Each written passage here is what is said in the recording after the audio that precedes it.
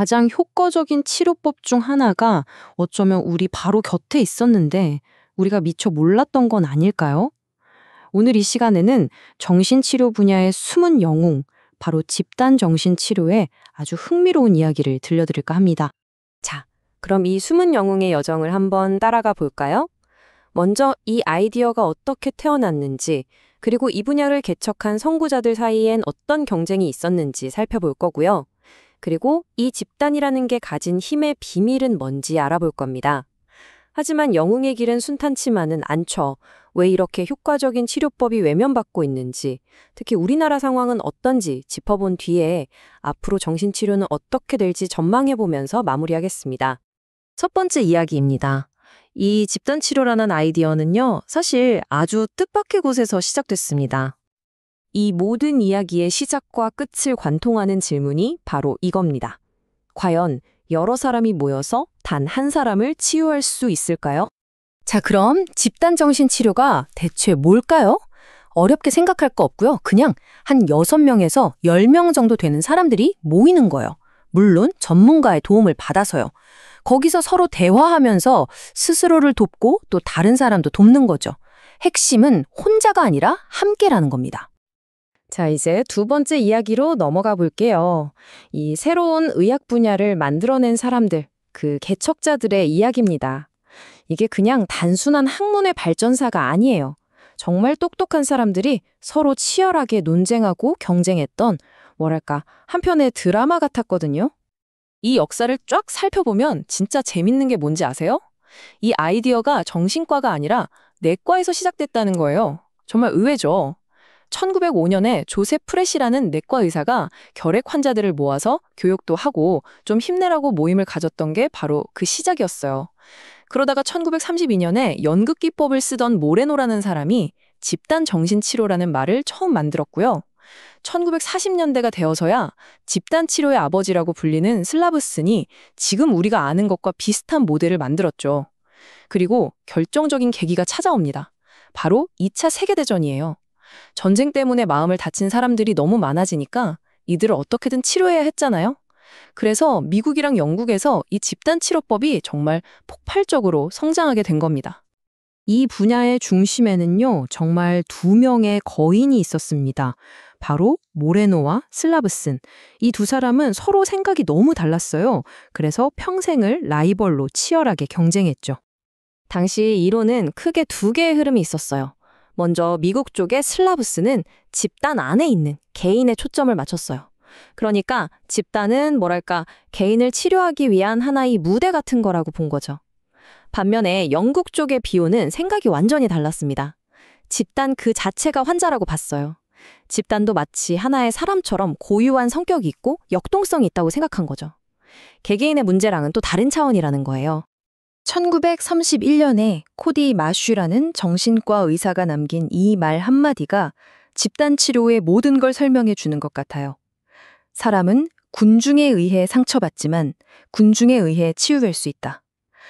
와, 정말 그렇죠. 이보다 더 정확할 수가 있을까요? 자, 그럼 도대체 이 집단이라는 게 어떻게 그런 힘을 갖게 되는 걸까요? 그 비밀을 한번 파헤쳐 보겠습니다. 결론부터 딱 말씀드릴게요. 수많은 연구 결과가 똑같이 말하고 있습니다. 집단 치료요? 1대1 개인 치료만큼 효과적입니다. 아니, 어떨 땐 그 이상일 때도 있어요. 이건 그냥 하는 말이 아니라 데이터가 증명하는 사실입니다. 그럼 어떻게 그게 가능할까요? 이 분야에 정말 유명한 데가 어빈 얄롬이 정리한 걸 보면 쉽게 이해할 수 있어요. 예를 들어 집단에 가보면 이런 생각을 하게 되죠. 아, 나만 이렇게 힘든 게 아니었구나. 이게 바로 보편성인데 이것만으로도 엄청난 위로가 돼요. 또 다른 사람이 조금씩 좋아지는 걸 보면서 나도 할 수 있겠다는 희망을 얻기도 하고요. 반대로 내가 누군가에게 내 경험을 얘기해주면서 도움을 줄 때 아, 나도 쓸모있는 사람이구나 하는 이타심을 느끼면서 자존감이 올라가기도 합니다. 결국 집단은 뭐냐면요. 서로가 서로에게 거울이 되어주는 거예요. 혼자서는 절대 볼 수 없었던 내 모습을 보게 해주는 거죠. 정말 강력한 경험입니다. 그런데 여기서 정말 이상한 점이 하나 생깁니다. 아니, 이렇게 효과가 좋다고 과학적으로 증명까지 됐는데 왜 현실에서는 그렇게 많이 쓰이지 않는 걸까요?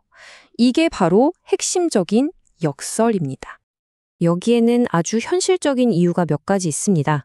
첫째, 효과 좋은 약들이 많이 나오면서 정신과 치료가 약물 위주로 확 바뀌었어요. 둘째, 생각해보세요. 비슷한 고민을 하는 사람들을 딱 맞춰서 모으고 그 그룹을 계속 유지하는 거. 행정적으로 보통 일이 아니겠죠? 셋째, 솔직히 돈 문제도 있어요. 치료사가 쏟는 에너지에 비해서 경제적인 보상이 크지 않거든요. 마지막으로 여러 사람 앞에서 그룹을 이끄는 게 치료사 입장에서도 부담이 될 수 있어요. 내 권위가 도전받을 수도 있고요. 이런 아이러니한 상황이 정말 극명하게 드러나는 곳이 있습니다. 바로 우리나라, 한국이에요. 구체적인 수치를 한번 같이 보시죠. 이 그래프를 보시면 정말 깜짝 놀라실 거예요. 정신병원이나 지역 정신건강센터 같은 곳에서는 집단치료를 80%나 시행하고 있어요. 그런데 우리가 보통 생각하는 동네 정신과 의원 있죠? 거기서는 고작 1.1%입니다. 1.1%요? 이건 뭐 거의 안 한다고 봐도 되는 수준인 거죠. 이 차이 정말 엄청나지 않나요? 아니, 왜 유독 한국에서 이런 차이가 나는 걸까요? 이것도 복합적인데요. 우선 의사들이 배우는 수련 과정에서 집단치료 교육이 의무가 아니에요. 그리고 결정적으로 건강보험 수가가 너무 낮습니다. 돈이 안 된다는 거죠. 여기에다가 한국정신의학계가 생물학적 원인, 즉 약물 치료를 더 중시하는 분위기도 있고요. 또 병원 밖에서 이뤄지는 여러 상담 서비스들과의 경쟁도 무시할 수 없는 요인입니다. 자, 그럼 이제 마지막 이야기입니다.